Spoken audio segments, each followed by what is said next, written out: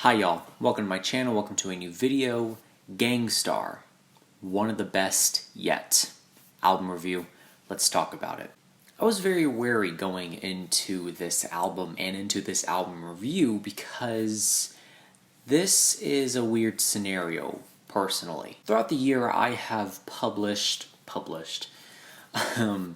reviews for artists that are most of the time alive, or posthumous releases. And this one is sort of both, because if you know Starr, the famous 90s East Coast hip-hop duo who made 4 classic albums and has one of the most consistent discographies in hip-hop of the 90s. You would also know that in 2010, one of the members of Starr, Guru, passed away. So learning that there was another album coming out was kind of a weird ride, personally. How am I going to approach this album review? How am I going to talk about this album and everything on it? My other fear came in to be, what if I didn't like it? What if there were just too many flaws with the album? What if I thought it kind of degraded the legacy that Starr had? And luckily, those are not the case on this album.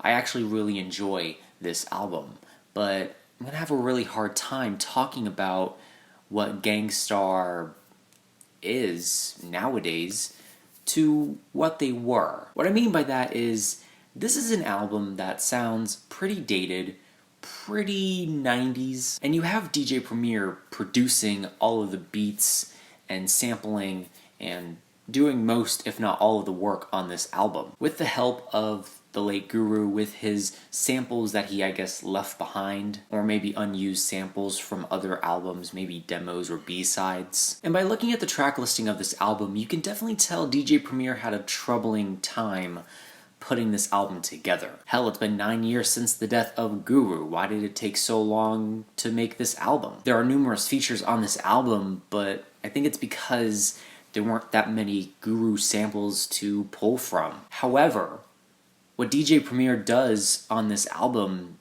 is a pretty faithful last hurrah for the duo, with a sound that's reminiscent of their 90s output, but also has a taste of today, of modern hip-hop and rap. Even a very eerie and uncanny verse that Guru delivers on the track So Many Rappers, which feels like so weird because it's so true today. Even though I feel like this was recorded in the 2000s. Hell, this could have been recorded in the 90s.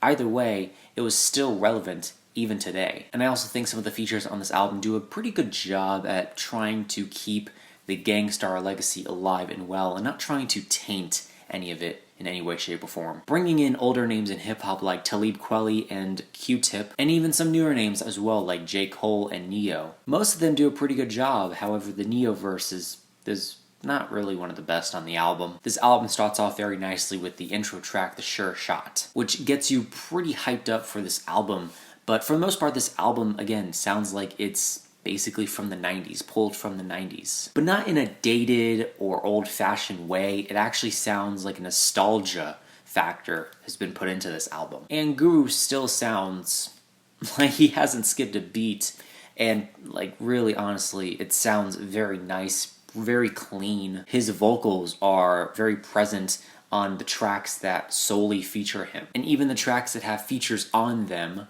still he has a vocal presence that's undeniably there. I mean, what really can I say about this album that other people haven't said already?